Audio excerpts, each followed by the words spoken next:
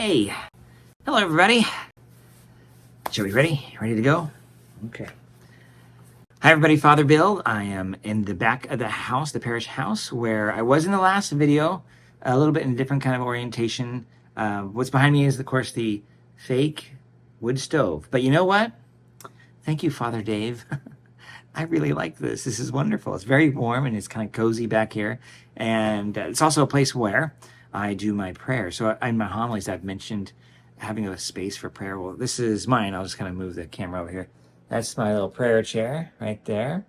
And you can see some artwork that I have yet to, and boxes that I've yet to deal with yet. So that's the scoop there. But hey, I'm going to be wanting to talk to you about what's going on this weekend. And one of those is, normally I'd be preaching, but Deacon Brett, God bless him, is agreed to do the preaching. He's on vacation, but he'll be back to do the preaching. And I'm going to be doing an engaged encounter retreat. I'll be there for all the masses, but I've done these in the past, and but that's been in a decade. So they reformatted it and have a new booklet. So there's the engaged encounter booklet. If you are going on an engaged encounter, that's what they use, and it has things for them to fill out and reflect on and things. So I'm looking at the questions and the talks and stuff. So, but I would like you to think about this. So we are in the time now where it's clearly getting to be, it's fall and now pushing into winter. And this is a time where actually couples are now starting the process of doing their preparation for marriage. So we've received several of them getting ready, talking to us at the parish. And this is one of their options they can go, is the Catholic Engaged Encounter. They can go to what is called Northwest Catholic Counseling Center. They can also go to Mount Angel, where they have a marriage prep program, but that's going to start like almost a year from now. So that's not really on the, let's say, the track for those getting married over the summer. So those are two programs that we have. So yeah, I've done these, and it's nice to be able to go on them. But to do that, we have to have that kind of a deal. I've struck a deal with them, because usually the priest's there for the whole time, and I just can't do that. There's no substitute. We're not going to do that. So I will be jumping back and forth between the parish and house and the retreat. And it's at Our Lady of Peace Retreat Center, which is one of the wonderful things about being here in this area is everything's really close by. When I was in Grants Pass, and I required this retreat for our engaged couples, and that was tricky, because that meant they'd have to drive 4.5 hours up to the Portland area here to go, or when it was in the Sandy area, even further. So it's quite I'm blessed to be able to have this ability to be here and to be local and be able to help out. That means I can go there and get back. And commonly a priest would also offer Mass there. But again, because I have certain requirements, I need to be doing Mass at Holy Trinity. They're going to then, when it's time for Mass, come over to our parish, which, I mean, that's just ideal, right? It's just, that's the best of both worlds. Everybody gets to have Mass, and the couples that are part of the engaged encounter get to have Mass as part of their weekend or experience, and that's really important. So what is on a Catholic engaged encounter? So I have the table of contents here, and if you're getting or thinking about getting married, I had a young lady talked to me over this weekend. Her and her fiance are considering getting ready. Is number one, the process is 6 months long. The engaged preparation for the church, and that is a diocese-wide policy.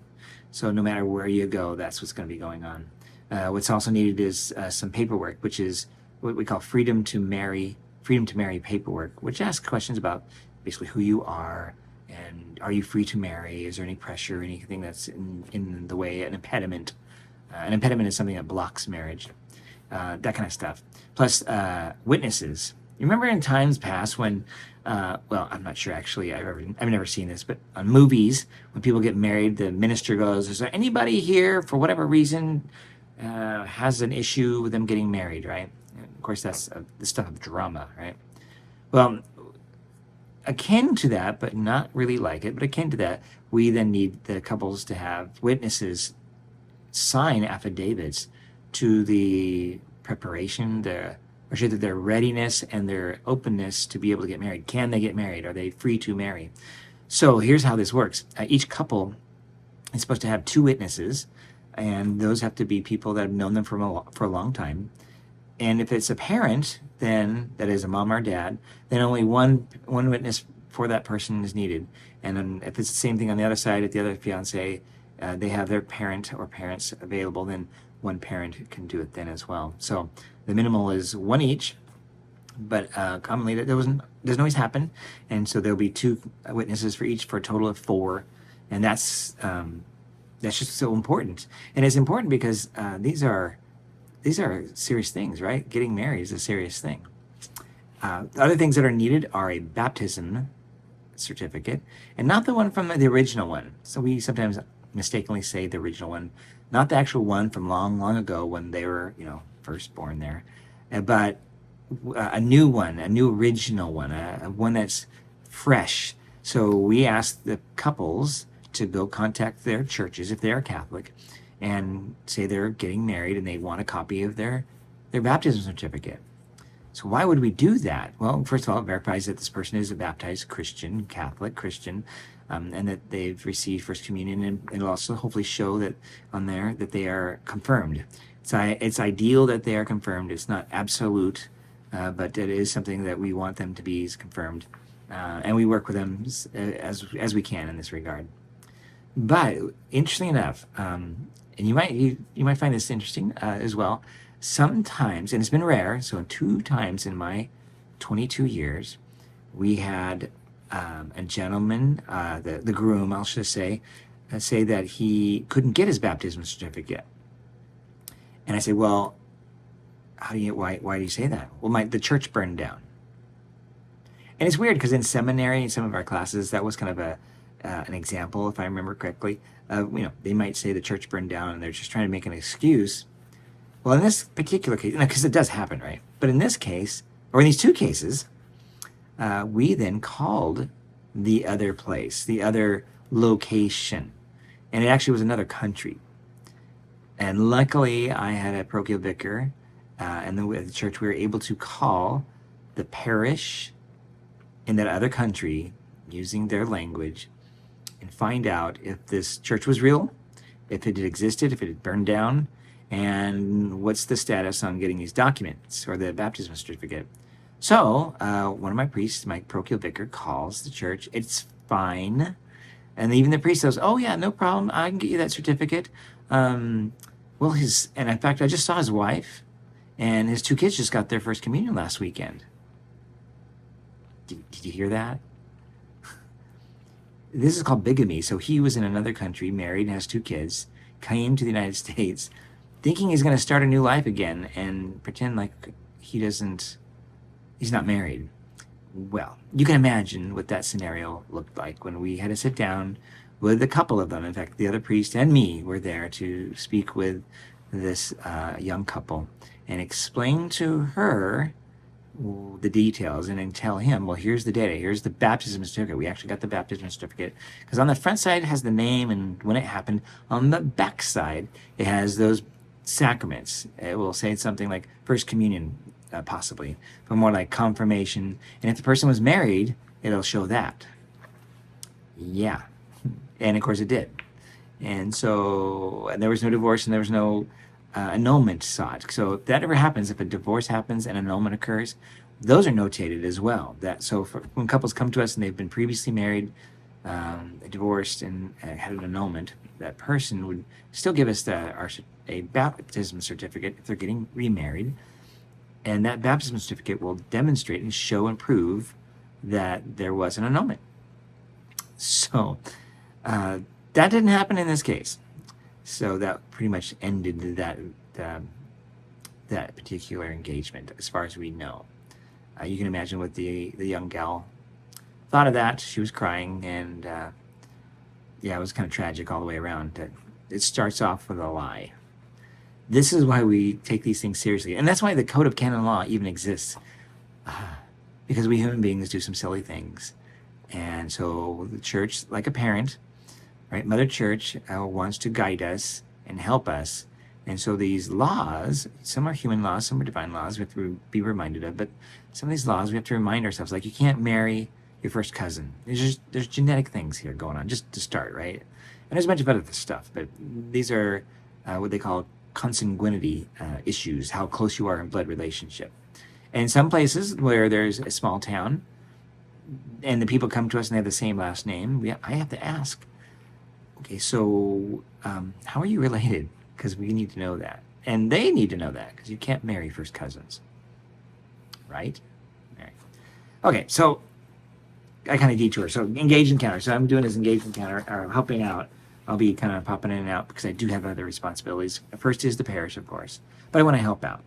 So here's the topics. So if you're ever wondering what this particular retreat happens to be about, these are the topics. Are we really communicating? Is romance enough? Management conflict, creating a life-giving marriage, decision-making or decisions in marriage, financial fidelity, two become one, unity in marriage, natural family planning. So that's around the teachings of the church around sex and marriage. There's some reflection time, more about intimacy. Again, that's more about sex. Or I should say, it's actually the subtitle is Intimacy is More Than Sex. Becoming a family, forgiveness in a marriage. This is interesting for me that you've probably seen it. What was it? I'm trying to remember the name of the movie. It's not coming to me. But there was a saying that love means you never have to say I'm sorry. Which is like, gag me the whole set of silverware, right? No. Marriage, or I should say love, means saying I'm sorry a lot. And it's a time where we have to ask for forgiveness. So love means you say I ask for forgiveness a lot, or I forgive you a lot. Anyhow, then it's just the sacrament, knowing about the sacrament, and then stewardship, which is about finances, and that kind of stuff. So that's the whole weekend. It's very intense. It's very intense. And what they do is they basically have talks done by a senior couple who've been married many years, and then a younger couple about 10 years, and then a priest. And they have the talks written out. The priest might have them as well. I've had them in the past. I may not be able to get to write them out, but I'll make some notes so I can add a few pastoral sensibilities to the whole thing, and go forward with that. So that's what I'm going to be doing. And I ask you pray for our young couples, or maybe some of them are not young. There's some also senior couples, right? And I've asked some of my senior couples to go from Grants Pass when I was at St. Anne, and they loved it. You might think, and there's one couple, they were married before. They were widow and widower. You might think, well, what can they learn? They loved it. It was a great time to really talk about the important things, to reconnect in kind of a programmatic way. A lot of couples think that they've talked everything out, but I like to say nobody wants to be duped. I know I don't. And when one walks into like an agreement about something and there was something not known, there's the sensibility that one could be duped. So this is one of those ways, amongst many other ways in Marriage Prep, that we want to help and walk with our couples, our wonderful married or engaged couples, so that their wedding and their marriage would be awesome. And there's even a saying, it says here, a wedding is a day, a marriage is a lifetime. Actually, a wedding is about 45 minutes, and a marriage is a lifetime. Folks, okay, anyhow, so you'll see me at Mass, and Deacon Brett will be preaching, and I just would ask that you would pray for the engaged couples that are coming to the engaged encounter, and other couples who are yet to get on track with this. They will come to us soon because summer will be coming, and they need to get going within a 6-month period of time. So next several months, we will be seeing folks, and this is a perfect time to start praying for them. Okay, folks, I'll see you this weekend. God bless you, and have a great day.